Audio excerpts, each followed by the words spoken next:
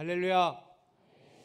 우리 오늘은 아주 특별한 인사를 한번 했으면 좋겠는데요. 우리 드림 제플 또 카페 스토리 로비에 있는 성도님들도 함께 그렇게 인사했으면 좋겠습니다. 옆분에게 우리 샬롬, 샬롬.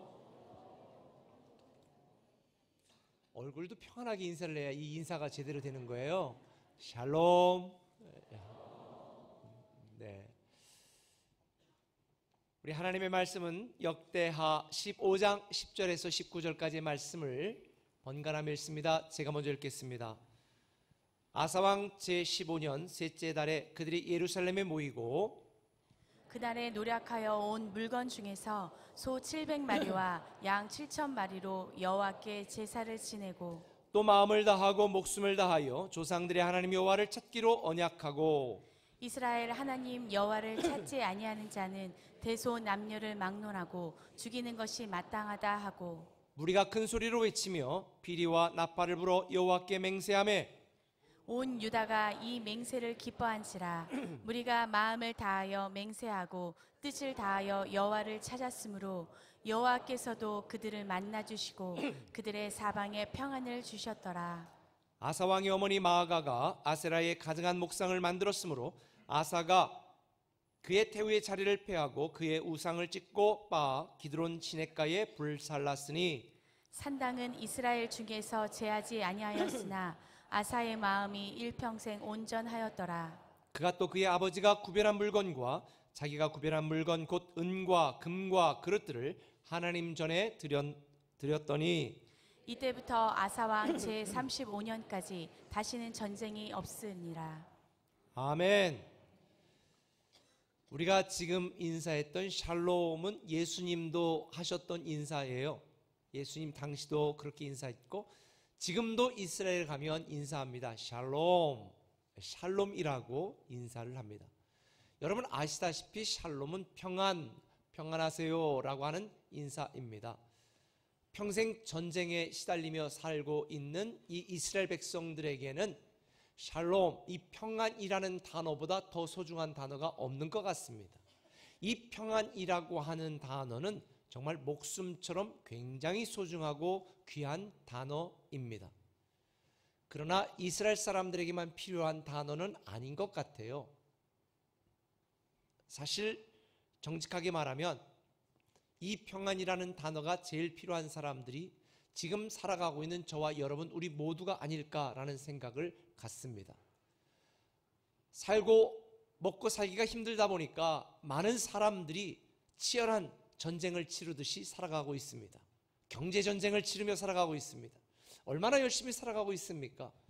이렇게 살아가기도 힘들어 죽겠는데 우리는 또 다른 생존의 전쟁을 해야 됩니다. 미세먼지. 요즘 미세먼지가 왜 이렇게 심각한지 정말 숨 쉬는 것도 전쟁일 정도로 참 안타까운 상황입니다. 그러다 보니까 이 미세먼지 때문에 여러 가지 상품들이 많이 나오는데 제가 며칠 전인가 인터넷 기사를 보니까 서울에 새로 신축하는 아파트의 현관 입구에 이 에어커튼 같은 시설을 설치하는 그런 아파트가 건립되고 있다는 이야기를 들었어요. 미세먼지가 많은 채로 집에 들어가면 먼지 때문에 또 집안에 미세먼지가 생기니까 딱 현관에 들어가면 마치 이 공항에 들어갈 때 하는 것처럼 쫙 먼지가 자동으로 쫙 빨아들이고 그리고 윗 옷을 벗어가지고 그 옆에 옷장에다 놓으면 먼지를 싹 빨아들여가지고 청정하게 탁 내놓는 이런 아파트를 건축하고 있다고 그러는데 참 살면서 너무 참 좋은 세상에 살고 있는 것 같다는 느낌이 들어요. 그런데 저는 이런 생각도 합니다. 그런 아파트에 살려면 또 얼마나 힘들게 돈을 벌어야 될까? 얼마나 많은 돈을 벌어야 또 그런 아파트에 살 수 있을까? 점점 나아지는 세상에 적응하고 살기 위하여 점점 우리의 어깨 위에 놓인 짐들은 무거워지는 것 같습니다. 그러다 보니까 어떤 분이 그래요. 미국으로 그냥 확 이민 가버릴까? 요즘 트럼프 대통령 때문에 이민 가는 것도 쉽지 않아요.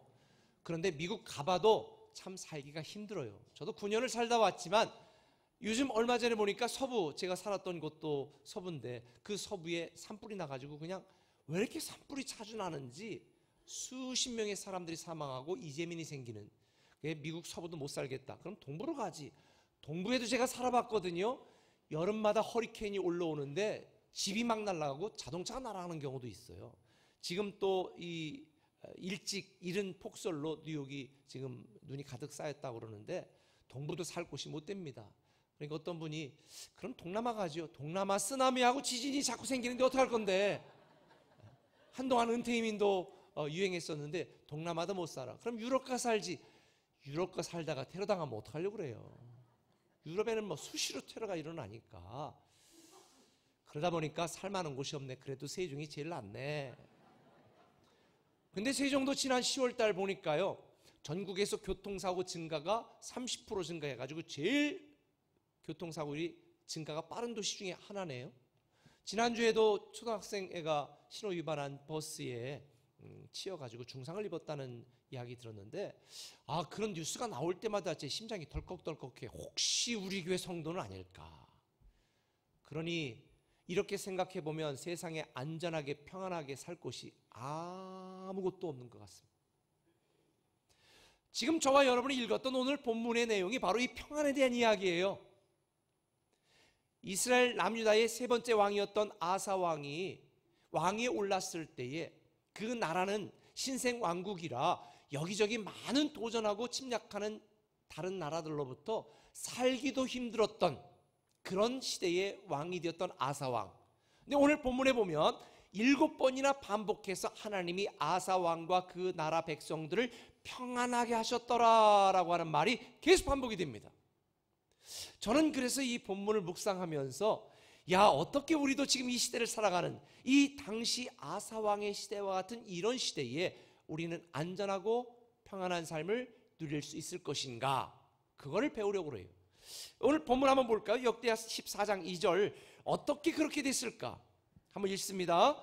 아사가 그의 하나님 여호와 보시기에 선과 정의를 행하여 이방 제단과 산당을 없애고 주상을 깨뜨리며 아세라 상을 찢고 유다 사람에게 명하여 그 조상들의 하나님 여호와를 찾게 하며 그의 율법과 명령을 산당과 태양상을 없애매 나라가 그 앞에서 평안함을 누리니라. 당시 아사 왕이 왕으로 즉위할 때 이스라엘 사람들은 우상 숭배를 하면서 하나님의 마음을 진노케 해서 하나님께서 이스라엘 백성들이 많은 고난을 당하도록 내버려 두셨거든요. 이때의 왕으로 즉위하면서 아사 왕은 우리 나라가 살 길은 우리가 섬기는 하나님을 제대로 섬기는 길밖에 없다라고 생각하고 왕위에 오르자마자 종교개혁을 시작했습니다. 종교개혁을 시작해서 쌓여있던 수많은 적폐와 문제와 우상숭배하는 것들을 다 없애버리고 온전히 하나님만 섬기도록 만들었어요. 그 결과로 여기 나오잖아요. 하나님 여호와 보시기에 선과 정의를 행하였더니 5절에 나라가 그 앞에서 평안함을 누리더라. 평안함을 누리더라. 그런데 이렇게 하나님의 자녀들이 평안을 누리는 꼴을 못 보는 부류가 하나가 있어요. 누굴까요? 사탄이죠. 사탄은 왕의 자녀, 하나님의 자녀들이 이렇게 평안함을 누리는 걸 못 보고 에티오피아 왕을 충동질해서 100만 대군이 아사 왕을 치려고 남유다를 공격해 옵니다. 이에 당황한 아사 왕은 전 국민에게 영을 내려가지고 싸울 사람들, 장정들을 모았습니다. 정예군 100만 명이 쳐들어오는데 오합지도를 겨우 모았더니 58만 명이 모였습니다. 100만의 정규군대 50만의 오합지졸, 이 싸움 자체가 되지 않는 거예요. 그런데 여러분, 전쟁에 나가서 붙었는데 하나님께서 아사 왕을 도와주셔서 기적적인 승리를 거두게 되었습니다. 할렐루야. 기적 같은 승리를 하고 위풍당당하게 돌아오는 아사 왕과 백성들에게 하나님은 선자를 통해 이렇게 약속하시고 말씀하셨습니다. 역대하 15장 2절입니다. 같이 읽습니다. 아사와 및 유다와 베냐민의 무리들아, 내 말을 들으라. 너희가 여호와와 함께하면 여호와께서 너희와 함께 하실 것이라. 너희가 만일 그를 찾으면 그가 너희와 만나게 되시려니와 너희가 만일 그를 버리면 그도 너희를 버리시리라. 너희가 만일 하나님과 함께하면 하나님이 너희와 함께할 것이고 너희가 하나님을 버리면 하나님도 너희를 버린다. 아사 왕은 하나님께 올인했습니다. 하나님을 붙들고 하나님을 믿고 하나님을 섬겨야만 평안할 수 있다는 사실을 알았기 때문입니다. 오늘날 이걸 모르는 수많은 세상 사람들이 세상으로부터의 평안을 기대합니다. 그러나 세상은 우리가 바라는 승리와 평안을 주지 못합니다. 우리도 아사왕처럼 하나님만 바라보고 하나님과 함께해야 하나님이 우리에게 평안을 주시는 줄 믿으시기를 바랍니다. 그래서 저와 여러분이 오늘 꼭 기억해야 될 첫 번째 말씀이 있는데 그것은 이겁니다. 사랑이신 주가 길이다는 것입니다. 한번 따라합시다. 사랑이신 주님이 길이다. 사랑이신 주가 길이라는 거예요. 오늘 본문 15절에 우리가 마음을 다하여 맹세하고 뜻을 다하여 여호와를 찾았으므로 여호와께서 그들을 만나주시고 그들의 사방에 뭐를 주셨더라? 평안을 주셨더라. 그들이 뜻을 다하여 하나님을 찾았을 때에 사방에 평안을 주셨더라. 세상에 많은 사람들은 자기가 원하는 안전이나 평안을 얻기 위해서 돈을 많이 벌려고 그러죠. 네, 돈은 일시적으로 평안을 주기는 합니다. 그러나 그 돈을 벌기 위해 자기 자신을 얼마나 학대합니까? 더 빠른 진급과 더 큰 성공을 위하여 우리는 얼마나 치열하게 살아갑니까? 이 치열함에 우리 인생을 파괴하고 마음의 평안을 빼앗아가는 경우가 얼마나 많습니까? 근데 여러분이 추구하는 것으로부터 여러분이 기대하는 평안을 얻을 수가 없습니다. 오직 주님만이 살 길이고 주님만이 평안의 길이고 주님만이 축복의 길인 것을 믿으시길 바랍니다. 성경은 분명히 말하잖아요. 하나님을 떠나서는 아무것도 할 수가 없다. 요한복음 15장 5절에 분명히 말하고 있습니다. 이걸 알았던 아사왕은 다른 것을 구하지 않고 오직 여호와 하나님만을 간절히 원했습니다. 간절히 찾았습니다. 하나님만이 살 길이고 평안의 길이라는 것을 알았기 때문에 여러분, 우리가 분명히 알아야 될 게 있는데요, 이 여러분이 원하는 진정한 안전과 평안은 내가 노력해서 얻는 전리품이 아니라 우리를 사랑하시는 하나님이 우리에게 주시는 선물이라는 것을 알아야 됩니다. 이게 전제 조건이 되지 않으면 우리는 세상에서 평안을 구하려고 애쓴다니까요. 평안은 나를 사랑하는 하나님이 주시는 축복의 선물임을 믿으시길 바랍니다. 하나님이 주시는 평안은 세상 사람들, 아니 내가 노력해서 얻는 평안과는 전혀 달라요. 역대하 14장을 보면요, 14장 6절에 이런 말씀이 나옵니다. 굉장히 중요한 말씀이니까 한번 읽어보시죠. 시작. 여호와께서 아사에게 평안 누셨으므로 그 땅이 평안하여 여러 해 싸움이 없는지라. 여기 보면 하나님께서 평안을 주심으로 이스라엘이 평안을 누렸다라는 말이 나오는데, 한국말로는 평안이 한 단어지만 원어로 보면 히브리어가 전혀 별개 다른 단어입니다. 하나님께서 아사에게 평안 누하흐를 주셨으니 이스라엘 백성들이 평안 사카트를 누렸더라. 여기에서 말하는 하나님이 주시는 평안 누하흐는 쉬다, 정착하다, 안식하다라는 뜻입니다. 안식일 할 때의 안식의 의미가 누하흐입니다.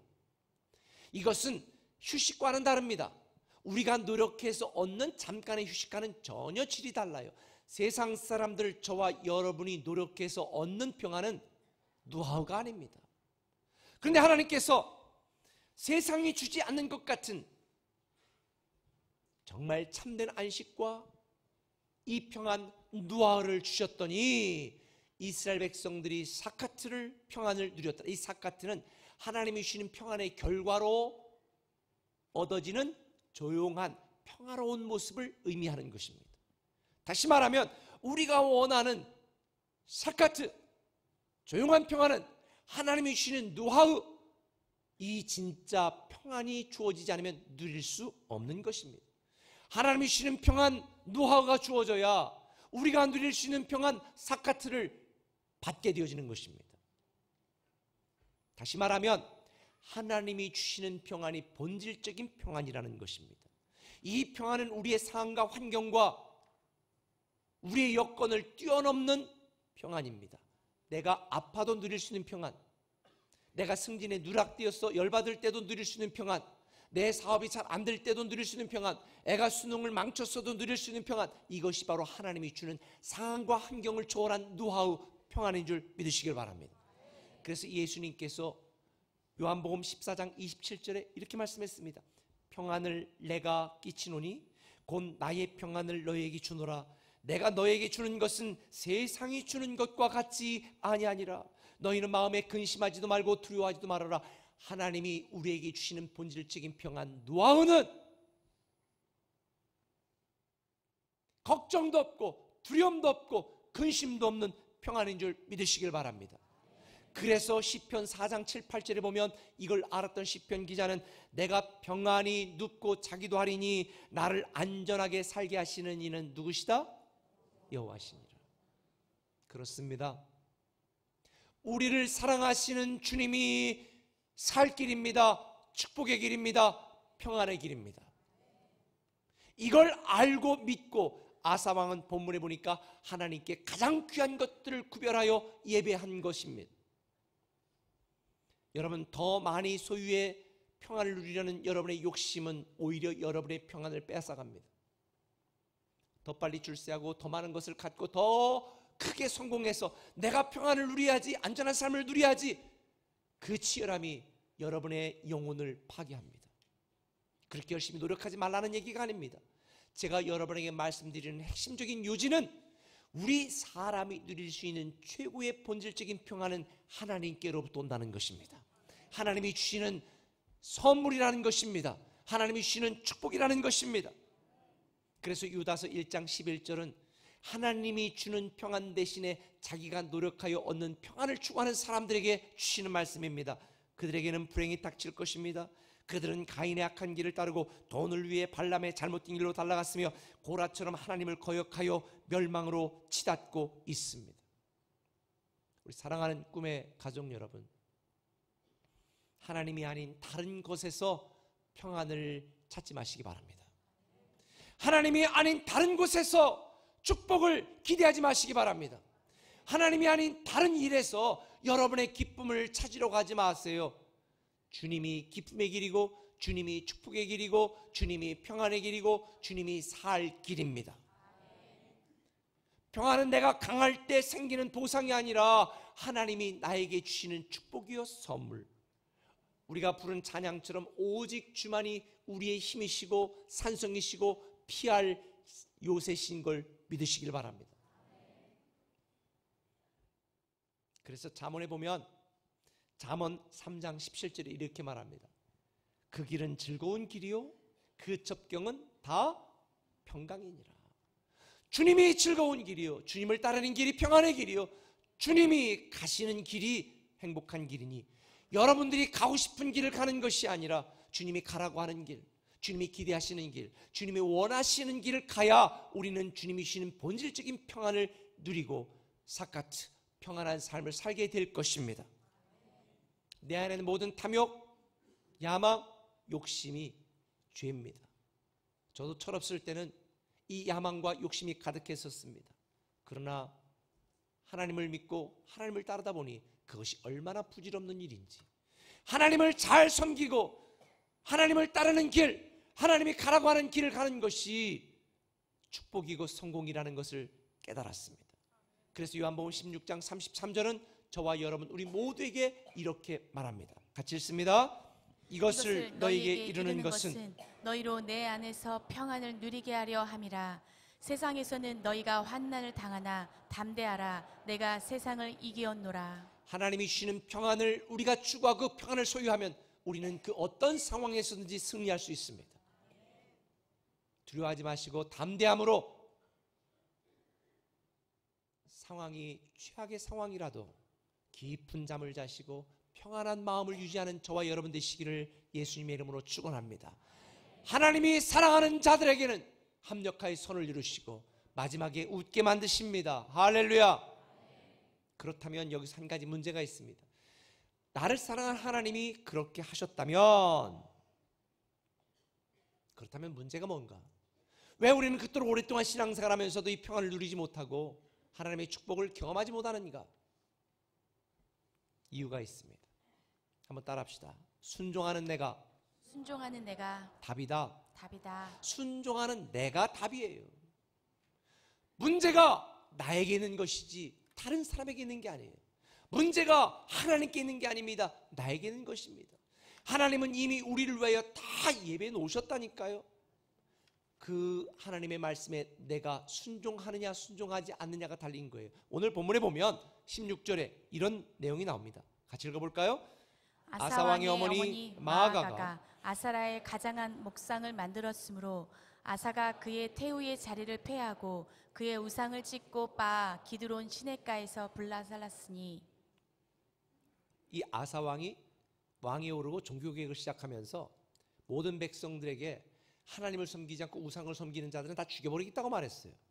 그런데 누가 지금 우상을 섬기고 있는 거예요? 아사왕의 어머니. 근데 여기서 어머니라고 하는 히브리어 단어는 옘이라는 단어인데 이게 할머니, 어머니 이런 분들을 통칭하는 단어예요. 근데 역사적으로 살펴보니까 사실은 아사왕의 어머니가 일찍 돌아가셨어. 그러니까 이 어머니로 표현된 분은 누굴까요? 할머니야. 할머니가 태우의 자리에 있는 거예요. 일찍 어머니를 여의고 할머니가 키웠던 이 아사왕, 할머니에 대해서 얼마나 애틋한 마음이 있었겠습니까? 그러므로 종교개혁을 시작하면서 할머니에게 뭐라고 말했을까요? 할머니, 우상 섬기면 안 돼요. 우리 하나님 섬겨야 됩니다. 그런데 이 마아가라는 어머니가 말을 들었어요? 안 들었어요? 안 들었어. 제가 여기서 한 가지 깨달았네. 나이 든 분들은 자식 말 잘 들어야 됩니다. 애 어리다고 생각하고 너 이렇게 하면 안 돼, 저렇게 하면 안 돼, 장가 갔는데 이러면 안 돼. 시어머니들 며느리 말 잘 들으세요. 자식 말 잘 들어야 돼요. 안 들으면 안 돼. 근데 이 아사왕의 할머니 마아가는 말을 안 들었네. 그리고 계속해서 아사라 목상을 섬겼네. 그러니 아사왕이 어떻게 했겠습니까? 읍참마속의 심정으로 할머니 마아가를 태우의 자리에서 폐위시켜버리고 말았습니다. 신하들 중에 말리는 사람이 있었을 거예요. 전하, 그러면 아니되옵니다. 가족들 중에 너무 야박합니다 라고 말리는 사람들도 있을 거예요. 꼭 그렇게까지 해야 되겠냐고 건의하는 사람도 있었을 거예요. 그런데 아사왕은요, 사람의 평가보다 하나님의 평가를 두려워했습니다. 하나님이 그의 삶의 가장 우선적인 삶을 살았습니다. 그렇게 권고하고 이야기해도 듣지 않는 할머니 마아가 태후의 자리에서 폐위시켜버리고 말았습니다. 많은 사람들이 대부분의 인생의 문제가 하나님에게 있다고 말합니다. 부모에게 있다고 말합니다. 다른 사람에게 있다고 말합니다. 아니에요. 순종하지 못하는 나에게 있는 것입니다. 수많은 하나님의 말씀을 듣고도 하나님의 말씀대로 순종하지 못하는 나에게 문제가 있는 것이지 하나님에게는 문제가 없어요. 모든 인생의 답은요, 순종하는 나에게 있습니다. 결단하는 나에게 있습니다. 앞서 설명드린 것처럼 아사왕이 에티오피아 100만 대군과 싸워서 승리하고 돌아올 때에 하나님이 선지자를 통해 아사왕과 백성들에게 이렇게 말씀했습니다. 역대하 15장 7절에 보니까 그런즉 너희는 강하게 하라. 너희의 손이 약하지 않게 하라. 너희 행위에는 상급이 있음이라. 아사가 이 말을 듣고 마음을 강하게 하여 가증한 물건들을 다 온 땅에서 없앴다. 아하, 행동하는 내가 답이구나. 왜 내가 30년 동안 50년 동안 하나님을 섬기고 살아가면서도 여전히 마음에 평안이 없고 하나님의 축복을 경험하지 못했을까? 말로만 섬겼으니까, 말로만 사랑했으니까. 하나님도 말로만 축복하는 거예요. 여러분을 위해 모든 걸 예배하시는 하나님의 축복이 여러분의 것이 되고 여러분이 놀라운 하나님의 은혜와 평안을 누리기를 원한다면 행동하는 나가 되십시오. 순종하는 나가 되십시오. 행함이 없는 믿음은 죽은 믿음입니다. 표현되지 않는 사랑은 사랑이 아니고 표현하지 않는 감사는 감사가 아니에요. 행함이 없는 믿음은 죽은 믿음이에요. 하나님을 말씀하는 거예요. 나는 너를 너무 사랑해 독생자 예수 그리스도까지 주었는데 내가 너를 위해 뭐를 아끼겠냐? 그런데도 우리가 경험하지 못하는 것은 내가 순종하는 내가 되지 못하고 행동하는 내가 되지 못하고 결단하지 못하는 내가 되지 못하기 때문이에요. 사랑하는 꿈의 가족 여러분, 순종하는 내가 답입니다. 결단하시기를 바랍니다. 여러분이 머릿속에 알고 있는 알미 중요한 것이 아니라 삶이 중요한 거예요. 우리 꿈의 교회 강조하는 알미, 삶이 되는 교회, 여러분의 믿음이 여러분의 삶의 신앙이 되는 교회.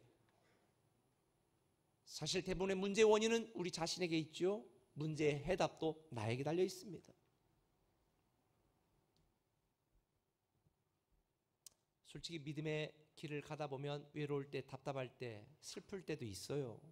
적당히 믿고 싶을 때도 있어요. 그러나 순종하고 행동하는 저와 여러분이 답입니다. 아사 왕은 절대적인 이런 믿음으로 하나님을 섬겼고 행동하는 신앙인이었습니다.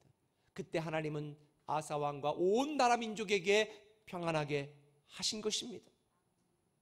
저는 오늘 말씀을 묵상하면서 특별히 왜 이스라엘 백성들이 그토록 사랑하는 하나님의 축복을 누리지 못하고 마지막에 멸망하고 버림을 받을 수밖에 없었을까? 예레미야 6장 16절에 그 이유가 나와 있습니다. 같이 한번 읽어보겠습니다. 여호와께서 이같이 말씀하시되 너희는 길에 서서 보며 옛적 길 곧 선한 길이 어디인지 알아보고 그리로 행하라. 너희 심령이 평강을 얻으리라 하나 그들의 대답이 우리는 그리로 행치 않겠노라 하였으며. 선한 길이 어떤 길인지, 그리고 너희만 마음의 평안을 얻을 수 있는 길은 생명의 길, 평안의 길, 살 길인 주님만을 따르라 말했는데 그들은 순종하지 않았습니다. 행동하지 않았습니다. 오히려 그리로 행하지 않겠다고 답변합니다. 하나님이 이스라엘을 버린 게 아니라 이스라엘 그들 스스로가 자신을 버린 것입니다. 하나님이 그들을 축복하지 않은 것이 아니라 그들 스스로가 축복을 걷어찬 것입니다. 하나님이 그들에게 평안을 주지 않은 것이 아니라 그들이 스스로 평안을 거부한 것입니다. 여러분의 인생의 더 큰 축복도, 여러분의 인생의 더 심각한 고통도 다 여러분에게 달렸습니다. 여러분이 답입니다. 저는 저와 여러분 하나님의 축복을 받는 내가 되시고 평안을 누리는 내가 되기로 결단하는 여러분 되시길 바랍니다. 우리는 지난 5개월 동안 거의 153일간 하나님께 감사의 훈련, 기적의 언어, 믿음의 언어를 사용하는 훈련을 해왔습니다. 어떻게 많이 바뀌셨습니까? 게리 콜린스가 쓴 크리스찬 코칭이라는 책에 보면 습관이 가치관이라는 말이 있습니다. 저는 이 말을 굉장히 중요하게 생각합니다. 지금 여러분들이 살고 있는 습관이, 삶이 여러분의 신앙입니다. 여러분의 말이 아니라, 여러분의 신앙의 연조가 아니라 지금 여러분의 삶이 여러분의 신앙의 현 주소입니다. 순종하는 내가 답입니다. 행동하는 내가 답입니다. 하나님이 여러분을 위하여 예비한 그 놀라운 하나님의 축복 발견하시기를 바랍니다. 아브라함이 이삭을 바치라고 했을 때 바칠까 말까만 한 것이 아닙니다. 그랬으면 고민만 했다면, 생각만 했다면 그 옆에 있는 양을 발견하지 못했겠죠. 바치겠다고 결단하고 행동하는 아브라함이 되었을 때 잠깐만 눈을 들어봐라. 옆에 준비된 양을 보았습니다. 이것이 여호와 이레, 하나님이 준비하셨다입니다. 여러분, 하나님의 축복과 평안은 내가 쟁취해내는 것이 아닙니다. 발견하는 것입니다. 하나님은 이미 우리를 위하여 모든 것을 다 예비해 놓았습니다. 이미 2000년 전에 여러분이 태어나기도 전에, 여러분이 하나님을 알기도 전에, 로마서 5장 8절에 보니까 우리가 하나님을 알기도 전에 하나님이 우리를 위하여 이미 예비해 놓으셨습니다. 독생자 예수 그리스도, 그분을 믿기만 하면 구원받는다고 다 말씀해 놓았습니다. 저는 하나님이 저와 여러분의 자녀를 위하여 예비해 놓으신 이 놀라운 하나님의 축복과 이 평안을 발견하여 사용하시는 여러분이 되시기를 예수님의 이름으로 축원합니다. 그러려면 순종하는 내가 되어야 됩니다. 아직까지 결단하지 못한 분이 있다면 결단하세요. 결심하세요. 말씀을 마무리할게요. 저는 오늘 본문이 19절로 끝났으면 참 좋겠다라는 아쉬움이 있습니다. 본문, 오늘 우리가 읽었던 본문 뒤 역대하 16장을 보면 너무 가슴이 아픕니다. 아사왕은요 35년 동안 신실하게 섬겼는데 마지막 4년을 신실하게 섬기지 않았습니다. 본문 한번 볼까요? 역대 16장 12절 같이 읽습니다. 시작. 아사가 왕이 된 지 39년에 그의 발이 병들어 매우 위독했으나 병이 있을 때에 그가 여호와께 구하지 아니하고 의원들에게 구하였더라. 아사가 왕위에 있은 지 41년 후에 죽어 그의 조상들과 함께 누우매 39년까지는 하나님을 잘 섬겼는데 35년까지 39년 정도의 발이 병들었을 때에 여기 지금 의원에게 가지 말라는 게 아니에요. 이 핵심 내용이 뭐냐면 여러분 아프면 빨리 병원 가셔야 돼요. 그런데 여기 내용이 뭐냐면 하나님보다 누구를 더 의지했다? 사람을 더 의지했다는 거예요. 실제로 아사 왕은 하나님 앞에 당당하게 하나님을 섬기고 전쟁을 치렀었지만 마지막에는 자기가 갖고 있는 돈을 갖고 용병을 사서 힘 있는 용병을 하나님보다도 더 의지해 전쟁을 수행하겠습니다. 35년을 실실하게 섬겼는데 마지막 4년 아하, 여기서 제가 깨닫습니다. 신앙은 어제 신앙이 중요한 게 아니라 오늘의 신앙이 중요하구나. 우리 세종꿈의 교회는요 대단한 분들이 많아요. 20년 30년 각 교회에서 훌륭하게 신앙생활한 분들이 참 많습니다. 그런데 중요한 건 어제의 신앙이 중요한 게 아니라 오늘의 신앙이 중요한 것입니다. 마지막 4년, 내 인생의 마지막 4년, 아니 나이가 젊어도 내 인생의 마지막 4년을 우리가 망가뜨린다면 끝나는 것입니다. 오늘의 신앙, 저는 오늘 여러분들이 최선을 다하여 하나님을 섬기고 하나님을 기쁘시게 하고 하나님께 감사하는 자들이 되시길 바랍니다. 우린 지난 5개월 동안 부정적인 내 말과 믿음 없는 내 습관을 바꾸기 위해 노력했습니다. 내 믿음과 내 신앙과 내 언어가 바뀌지 않으면 평안이 없습니다. 많은 사람들이 하나님을 바꾸려고 합니다. 아니에요. 내가 바뀌어야 되는 것입니다. 내가 바뀌면 내 남편이 바뀌고, 내가 바뀌면 내 아내가 바뀌고, 내가 바뀌면 내 자녀가 바뀌고, 내가 바뀌면 내 교회가 바뀌고, 내가 바뀌면 세상이 바뀝니다. 다음 주는 추수감사주일입니다. 1년 동안 나를 베푸시고 이끄신 하나님께 감사하는 주일입니다. 저는 오늘의 감사자가 되시길 바랍니다. 고난 때문에 하나님을 더 깊이 알게 된 것을 감사하시고, 내 고통 때문에 하나님을 더 가까이 하게 된 것을 감사하시고, 범사에 감사하는 저와 여러분들 되었으면 좋겠습니다. 솔직히 신앙생활하는 게 쉽지는 않습니다. 교회 올 때마다 100만 원씩 나눠줬으면 좋겠는데 하나님께 헌신도 해야지요, 헌금도 해야지요, 예배도 드려야지요. 그런데 이거 아세요? 지난 수능이 끝나고 제가 한 장의 감동적인 사진을 봤어요. 그 사진은 이런 사진이에요. 수능 끝나고 나온 딸, 그 딸을 막 기다린 듯이 엄마 아빠가 손을 들고 가는 저 장면을 보면서 저는 별 볼 일 없는, 세상 사람들이 볼 때는 별로 이쁘지도 않은, 가진 것도 없는 나를 하나님은 이 세상에 나 하나밖에 없는 것처럼 저렇게 사랑하시고 기다리고 계실 것이다. 여러분, 치열하게 전쟁 같은 인생을 살면서 우리가 하나님 앞에 이 시험, 이 문제 다 믿음으로 이겨내고 주님 앞에 달려갈 때 주님께서도 우리를 팔 벌려 기다려 주실 줄 믿습니다. 이 마음으로, 이 생각으로 저는 다시 시작하시고 범사에 감사하는, 그래서 여러분의 인생의 상과 환경을 초월한 평안의 사람이 되시기를 예수님의 이름으로 축원합니다. 기도하겠습니다.